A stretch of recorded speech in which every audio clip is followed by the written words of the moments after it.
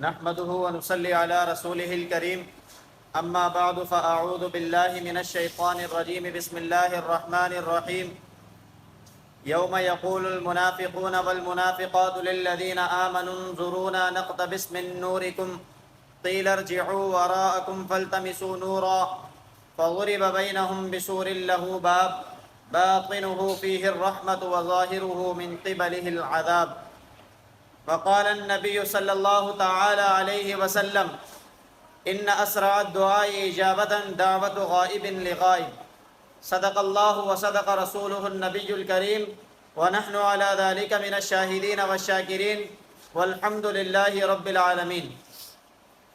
میرے معزز سامعین، میں نے آپ کے سامنے قرآن کریم سورۃ الحدید کی آیت نمبر 13 اور احادیث کے بے شمار مجموعے میں سے ایک چھوٹی سی حدیث مبارکہ تلاوت کی ہے. دعا ہے کہ اللہ رب العزت صحیح بیان کرنے کی توفیق عطا فرمائے، مجھے اور آپ کو اس پر عمل کرنے کی توفیق عطا فرما دے. اس آیت مبارکہ میں اللہ رب العزت اس پس منظر کو بیان کر رہے ہیں کہ جب لوگوں کو حقیقت واضح ہو جائے گی اور سب سمجھ میں آ جائے گا کہ دنیا کے اندر نیک اعمال کس لیے کرنے چاہیے تھے اور اللہ رب العزت بار بار کیوں توجہ دلاتے تھے اور اللہ کے نیک بندے کیوں اللہ کے دین کی طرف لوگوں کو بار بار بلایا کرتے تھے. اللہ رب العزت اسی دن کی ایک جھلک اس آیت مبارکہ میں دکھا رہے ہیں. وہ یہ ہے کہ یوم یقول المنافقون والمنافقات، کہ جس دن وہ لوگ جو بظاہر ایمان لے کر آئے تھے اور دل کے اندر ایمان نہیں تھا، منافق مرد اور منافق عورتیں، وہ لوگ ان لوگوں سے کہیں گے جو پکے ایمان والے تھے، ظاہری اور باطنی ایمان رکھنے والے، انظرونا نقتبس من نورکم، ہمیں بھی ذرا انتظار کرو، ہم بھی تمہارے نور سے استفادہ کریں گے. تو ان سے کہا جائے گا قیل ارجعوا وراءکم، اے منافقو آج واپس لوٹ جاؤ، فالتمسوا نورا، دنیا میں جا کر نور کو تلاش کرو. فضرب بینہم بسور لہ باب، اللہ رب العزت ان پکے ایمان والے اور کچے ایمان والوں کے درمیان ایک دیوار حائل فرما دیں گے. اس دیوار کے اندر ایک دروازہ ہوگا جس کے داخل میں اللہ کی رحمتیں ہوں گی، جس کے خارج میں اللہ رب العزت کے عذابات ہوں گے.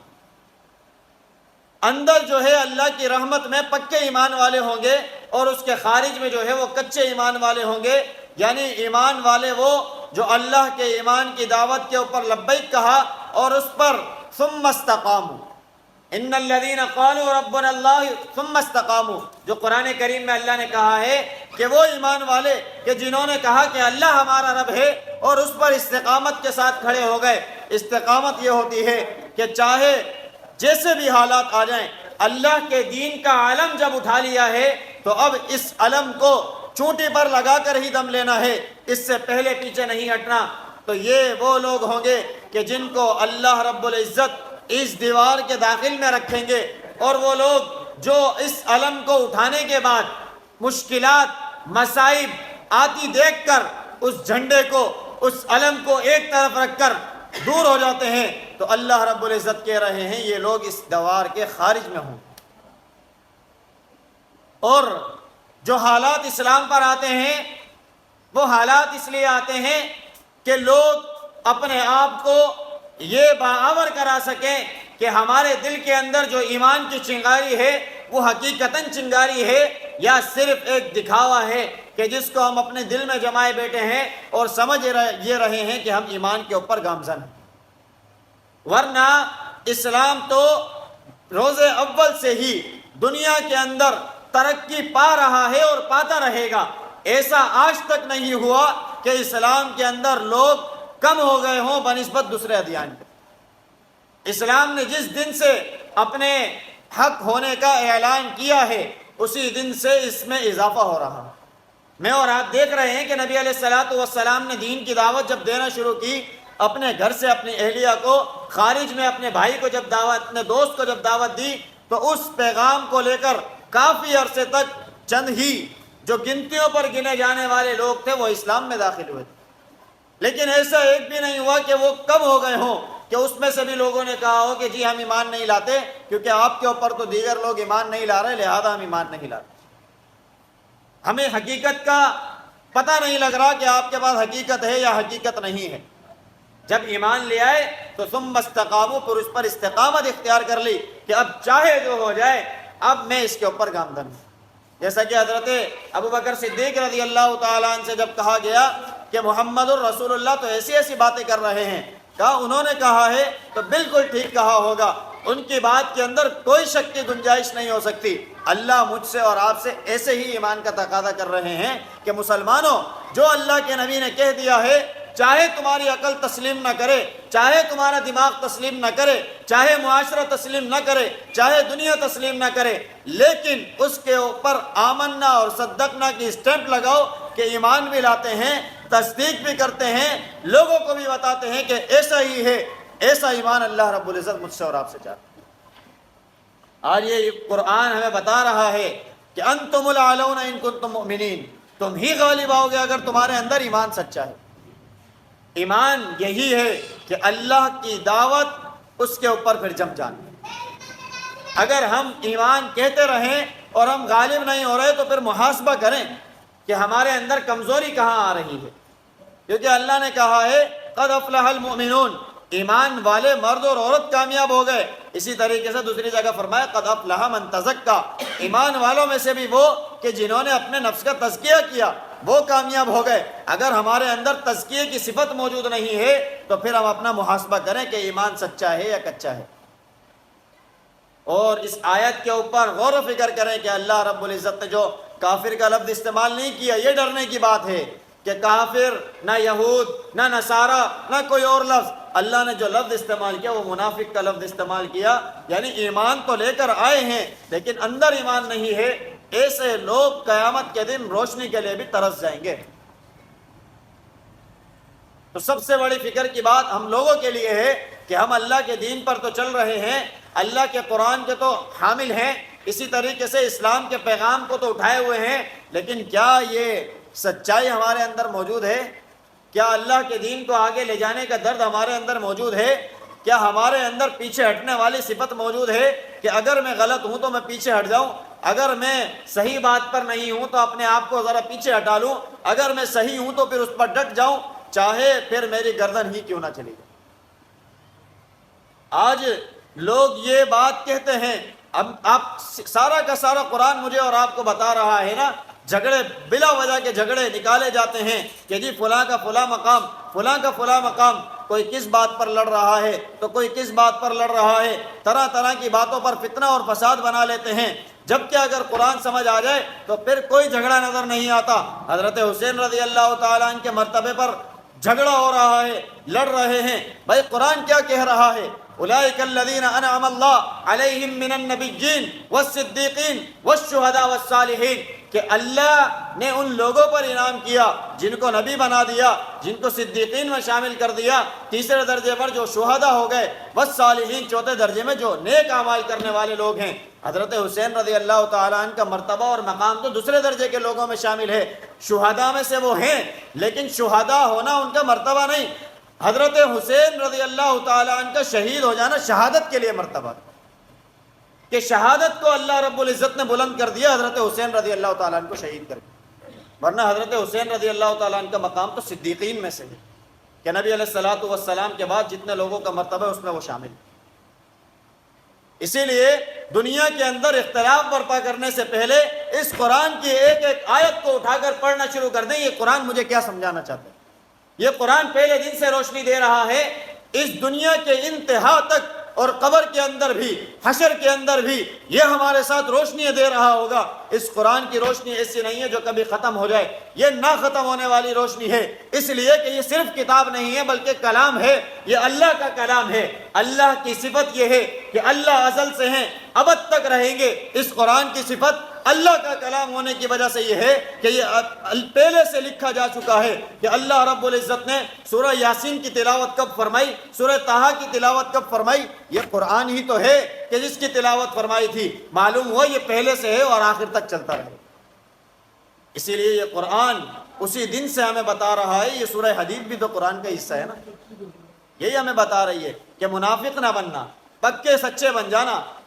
آج اگر اسلام پر حالات ہیں تو یہ اسلام کے لیے اگر میں اور آپ کھڑے ہوں گے تو اسلام تو ویسے ہی منور ہے، اسلام تو روشن ہے، بڑھ رہا ہے، بڑھتا رہے گا۔ میں اور آپ اگر اسلام کی مدد کریں گے تو یہ ہمارے لیے بلند مقام ہوگا، ہمارے لیے باعث شرف کا باعث بنے گا۔ اسلام کے لیے تو ویسے ہی اسلام تو منور ہے، اللہ کی طاقت اسلام کے ساتھ ہے۔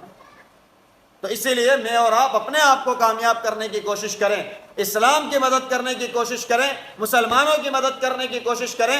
آج مسلمان اگر فلسطین میں مجھے اور آپ کو پکار رہے ہیں، جن کی نہ گھر محفوظ رہے، نہ اسپتال محفوظ رہے، جہاں نہ قیام کی جگہیں محفوظ رہیں، جو اسپتال دارالشفا ان کو صحتیابی کے لیے برم پٹیاں کر رہا تھا، اس دارالشفا کے اوپر بھی قبضہ کر لیا گیا اور کہا جا رہا ہے یا تو یہاں سے دفع ہو جاؤ، نکل جاؤ، چھوڑ دو، ورنہ گولی کے آگے کھڑے ہو جاؤ۔ یہ مسلمانوں کے ساتھ حالات ہیں، اور مسلمان اپنا ملک، اپنا ضمیر، اپنا نفس، اپنا کاروبار ہائے ہائے چلا رہے ہیں، لیکن کرنے کو کچھ تیار نہیں۔ اسی لیے یہ منافقانہ صفت چھوڑیں، بلکہ عملی میدان میں آئیں۔ پہلا کام اللہ سے دعا کرنا ہے۔ ان اسرع الدعاء اجابۃ دعوت غائب لغائب، کہ اللہ کے نبی نے فرمایا سب سے جلدی قبول ہونے والی دعا یہ ہے کہ جو غائب کی دعا غائب کے لیے ہو۔ وہ ہمارے بھائیوں کو نہیں پتا ہم کیا کر رہے ہیں، لیکن اللہ سے دعا کریں گے تو اللہ ان کے لیے ہماری دعائیں قبول کر لیں گے۔ جب ہم مدد کریں گے تو ظاہر ہے کہ اللہ ان کے دل میں بھی ڈالیں گے، اور وہ ہمارے لیے دعا کریں گے۔ جو ہمارے کام پھنسے ہوئے ہیں، جن میں رات اور دن ہم ایک کر رہے ہیں، ان پریشانیوں سے نہیں نکل پا رہے، اللہ رب العزت ہماری وہ پریشانی حل کر دے۔ مسلمانوں کی کامیابی ایک دوسرے کے ساتھ منسلک ہے۔ میں اپنا کام کرنا شروع کر دوں، بنسبت اس سے بہتر ہے، بدرجہ بہتر ہے کہ میں اپنے بھائی کا کام کروں، اللہ میرے کام کر دے، اللہ میرے کام کریں، یہ زیادہ اولا ہے، یہ زیادہ اچھا ہوگا، یا میں اپنے خود کام اچھے کر سکتا ہوں؟ اللہ میرے کام کریں گے وہ زیادہ اچھے ہوں گے۔ تو لہذا اللہ کی مدد کو اپنے ساتھ شامل حال کر۔ اللہ رب العزت کی مدد لوگوں کے ساتھ جڑی ہے کہ اللہ کی مخلوق کی خدمت کریں۔ یہ اسلام کی بھی مدد ہے، اللہ کی مخلوق کی بھی خدمت ہے کہ سب سے پہلے درجے میں آپ دعائیں کرنا شروع کر دیں۔ دوسرے درجے میں جو لوگ electronic media, social media, print media, اللہ نے قلم کی طاقت دی ہے، قلم کے ذریعے جہاد بالقلم کے میدان میں اتر جائیں۔ اگر اللہ رب العزت نے بولنے کی طاقت دی ہے تو جہاد باللسان، علمی میدان کے اندر اتر جائیں کہ اللہ رب العزت نے آپ کو یہ صفت دی ہے، اس کا حق ادا کریں۔ اس کے ذریعے لوگوں کو باور کرائیں کہ یہ مسئلہ فلسطین ہے کیا، ہم کس بات کی وجہ سے لڑ رہے ہیں، کیوں اس کو نہیں چھوڑ دیتے۔ آج سوال یہ پیدا ہو رہا ہے نا نوجوانوں کے دلوں میں، کیوں اس مسئلے پر اٹکے ہوئے ہیں؟ تو مسلمانوں کو بتایا جائے، نوجوانوں کو بتایا جائے یہ مسئلہ ہے کیا۔ یہ بتانے کے لیے کافر نہیں آئیں گے۔ کافروں نے، منافقوں نے ہمیشہ سے یہ طرز عمل اپنایا۔ جب اسلام کے اوپر سخت وقت آیا ہے تو منافقوں نے اپنی روش بدل لی ہے، اپنا راستہ بدل لیا ہے، اپنا طریقہ بدل لیا ہے۔ اللہ رب العزت نے ایسے لوگوں کے لیے دنیا میں بھی پکڑ کی، اللہ کے نبی کو بھی بتایا، اور آخرت کے اندر بھی ان کے لیے سخت سخت سخت عذاب ہوگا۔ اسی لیے اگر جو طاقتیں اللہ نے دی ہیں، صلاحیتیں دی ہیں، اس میدان میں اللہ کے دین کی مدد کے لیے کھڑے ہو جائیں، فلسطین کے لیے آپ فتح۔ تیسرے نمبر پر اگر اللہ رب العزت نے آپ کو، مجھے، جس کو بھی مال دیا ہے، صاحب ثروت ہے، تو جہاد بالمال، کہ اب مال کے ذریعے جہاد کرنا شروع کر دیں۔ اس مال کو اللہ کے دین کی طاقت میں لگا دیں کہ یہ مال میرا اللہ کے لیے قبول ہو جائے۔ یہ مال مجھے اور آپ کو نہیں بچائے گا، یہ مال مجھے اور آپ کو نہیں کھلاتا، یہ مال میرے اور آپ کے خوش ہونے کی گارنٹی نہیں ہے، یہ مال میرے اور آپ کے اطمینان سے سونے کی گارنٹی نہیں ہے، یہ مال میرے اور آپ کے لیے دنیا کے اندر بلند اسٹیٹس کی ضمانت نہیں ہے۔ ضمانت اللہ رب العزت کی معیت ہے۔ اگر اللہ رب العزت کی معیت یہ بیکار سا مال دے کر اگر مل جاتی ہے تو کیا ہی خوب بات ہے۔ صحابہ نے اس بات کو سمجھا تھا تو حضرت عثمان غنی رضی اللہ تعالیٰ نے دیکھے نا کنواں خرید کے دیے، حضرت ابو بکر صدیق رضی اللہ تعالیٰ نے اپنا سارا مال دے کر بھی کہا پتہ نہیں میں نے دیا یا نہیں دیا۔ حضرت عمر فاروق رضی اللہ تعالیٰ نے کیسے اللہ کے دین کی خدمت کی، حضرت علی رضی اللہ تعالیٰ نے کیسے دین کی خدمت کی، نواس رسول نے کیسے دین کی خدمت کی۔ کیا نواس رسول پیچھے نہیں ہٹ سکتے تھے اپنے موقف سے؟ لیکن معلوم تھا کہ میں حق پر ہوں، اسی لیے پیچھے نہیں ہٹے۔ نماز حق ہے، اسی لیے نماز نہیں چھوڑی۔ اللہ کے دین کے لیے جان دے دینا قبول کر لیا، لیکن دین کے اوپر استقامت نہیں چھوڑی۔ آج کا نوجوان ان تعلیمات سے پتہ نہیں کیوں دور ہوتا چلا جا رہا۔ لوگوں اس وقت سے ڈرو جب ہم کہیں کہ ہمیں بھی ہمارا بھی انتظار کرے، ہم آپ کے پیچھے آ رہے ہیں۔ یہ کلمات کہنے والا اللہ ہمیں نہ بنائے، اللہ رب العزت مجھے اور آپ کو روشنی دینے والا بنائے کہ ہم روشنی دینے والے بن جائیں، اس دنیا میں بھی دینے والے بنیں، آخرت میں بھی اللہ رب العزت مجھے اور آپ کو دینے والا بنائے۔ ہمیں ایسا نہ بنائے کہ ہم اپنے لیے روشنیاں لوگوں سے بھیک میں مانگتے رہیں۔ قیل ارجعوا وراءکم فالتمسوا نورا، ایسا نہ ہو کہ یہ کلمات ہمیں سننے کو مل جائیں کہ لوٹ جاؤ، آج کیوں آ گئے ہو ہمارے پاس۔ اسی لیے اللہ رب العزت سے رحمت کے دروازے طلب کریں، اللہ رب العزت سے دعائیں کریں۔ حضرت جابر بن عبداللہ، حضرت عبداللہ بن عمر، حضرت عبداللہ بن عمرو بن العاص، تینوں حضرات یہ روایت کرتے ہیں کہ دعا مومن کا اسلحہ ہے، دعا مومن کی طاقت ہے۔ یہ پہلا ہتھیار اٹھایا نہیں جا رہا، ہم میدان میں جانے کی باتیں کر رہے ہیں، اس لیے یہ پہلا ہتھیار اٹھا لیں، اللہ سے تعلق بنا لیں، اللہ سے دوستی لگا لیں۔ 24 گھنٹے کے اندر 24,000 مسائل ہماری طرف متوجہ ہوتے ہیں، ہمارے سروں پر آتے ہیں، ڈپریشن کے ہم مریض بنتے چلے جا رہے ہیں، اللہ سے دوستی نہیں لگا رہے، دن میں 24 بار بھی اللہ کو نہیں یاد کرتے، جبکہ اللہ رب العزت تو کہنا میرے سے جوتی کا تسمہ بھی ٹوٹ جائے تو مجھ سے مانگو، میں تو تمہیں وہ بھی دوں گا، بڑی چیز ہے تو بھی دوں گا، چھوٹی ہے تو بھی دوں گا، اللہ سے دوستی تو لگائیں نا۔ اللہ سے دوستی ہی نہیں لگا رہے، پورا اسلام، عالم اسلام ایک کرب اور علم میں مبتلا ہے، لیکن لوگ جو ہے اللہ کی طرف رجوع نہیں کر رہے، پتہ نہیں کس حالت میں ہیں۔ کیا ہمارے گھروں میں یہ کفر آ کر، ظلم آ کر برسے گا تب ہمیں یقین آئے گا؟ کس وقت یقین آئے گا؟ پہلے ہمارے اپنے اپنے علاقوں میں ہوا، پھر ملک کی سطح پر بھی ہو گیا، اب عالمی سطح کے اوپر اسلام کے اوپر بڑے سخت وقت آ رہے ہیں، لیکن مسلمانوں کو ہوش نہیں آ رہا، مسلمان حکمرانوں کو ہوش اس لیے نہیں آ رہا کہ ہم خاموش بیٹھیں، ہم جب تک نہیں اٹھیں گے، اپنے ضمیروں کو نہیں جھنجھوڑیں گے، ہمارا کچھ نہیں ہونے والا۔ پھر اللہ رب العزت کے یہاں جواب دینا پڑے گا کہ یہ کیا ہوا؟